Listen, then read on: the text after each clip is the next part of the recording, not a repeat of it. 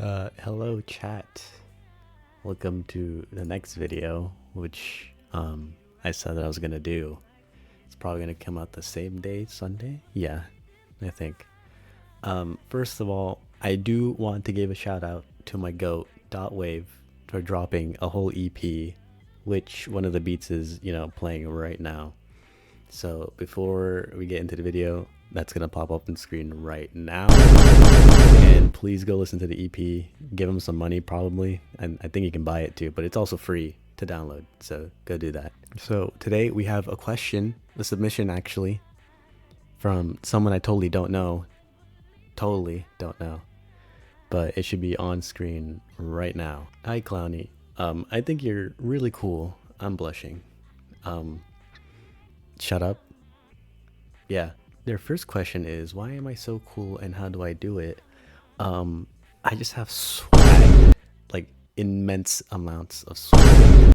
And that's how I'm just so cool that I don't know what I'm talking about, man. The second question is the actual question, I'm assuming, is what value do Souls games bring to me? And how do you think they directly contribute to the peace you feel from playing them? What aspects?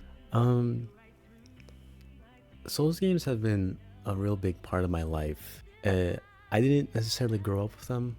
I think I was like 11, 10. How old was it in 2015? Yeah, 10. I was 10 years old when I got my first Souls game, which was Bloodborne.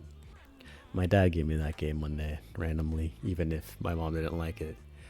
But that game kind of just like opened the world to Souls games to me.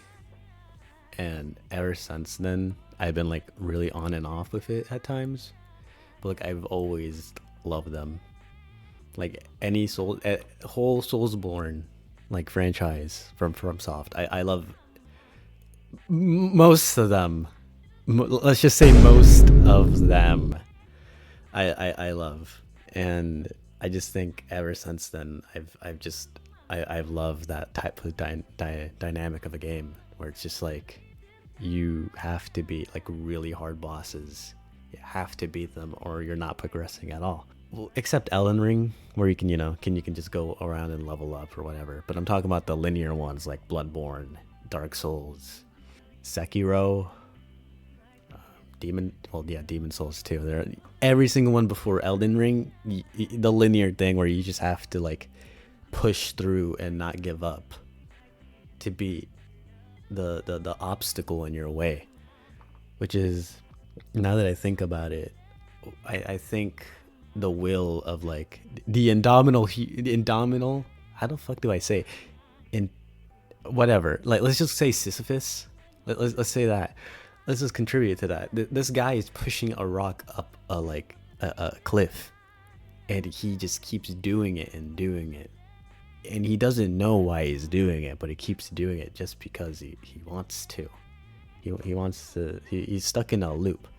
Unless it's not like that serious, but I think it really says a lot about like humanity and how like the perseverance of not giving up, even if like there's a huge wall, a barrier that you don't think that you can like surpass at all. In the moment that you do, you just feel all this like emotion, this relief, this accomplishment that you've done something that you thought you couldn't do at first.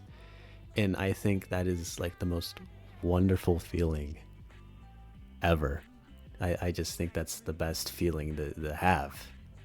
You can say love and like other compassion, kindness, all that, but out of everything, I just think overcoming something that you thought that you couldn't do at all, the feeling after that is just so good, and it makes you feel like you've done something. Currently, I have that situation where I'm trying to get over like an obstacle, and it's like incredibly hard right now, and I kind of doubted myself at times that if I could do it or not right now currently, and there's times at my lowest where I'm just like I can't do this anymore. Like it's hurting me a lot, and I don't want that feeling of just like suffering. But like I just see that the end result is better than it will be better than the feeling that I'm having right now.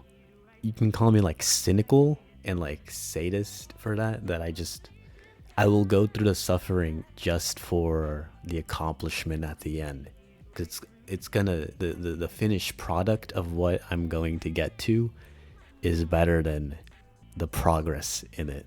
You know what I mean? Yeah, you watching the video right now if you made it. Do you know what I mean?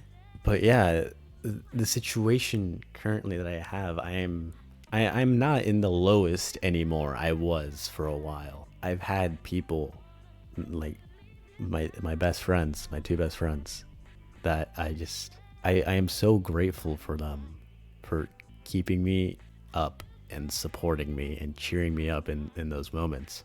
Because I don't think without them or without my, my indomitable human spirit, whatever, Gurren Lagann head ass, without them to like help me in a way, I don't think I would have gotten to the point where I wanted to still do it, still keep going. And I'm not talking in a suicide sense. I'm talking about like the feeling of giving up was just overcame me, and multiple times I keep going down there, but I keep being lifted up by myself now. I'm not dependent on them, and I don't think I'll ever be dependent on them, but their help is really great, and I appreciate them a lot. I think I got that appreciation from these games. Well, that's the main one, really. The other things that I do, like, the medieval, the dark gothic like aspect, the gothic aspect, especially in Bloodborne, I completely love. I love architecture that's gothic and like well, black's one of my favorite colors and stuff. The designs, the architecture of those buildings are really beautiful. The architecture, the environment that you're in, also the gloominess, especially in Dark Souls or 3, Dark Souls 3 specifically, where everything is just like in ruin and decay because of time passing since the first game.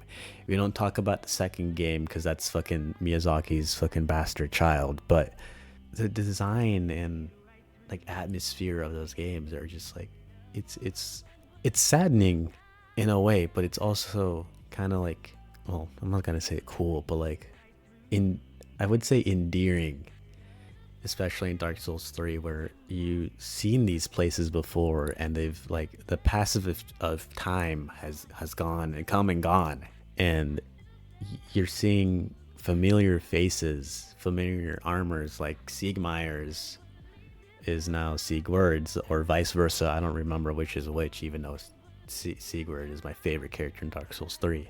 And you pick up the pieces, like the Nameless King being like Gwyn's fourth like lost child, Gwendolyn, Guinevere.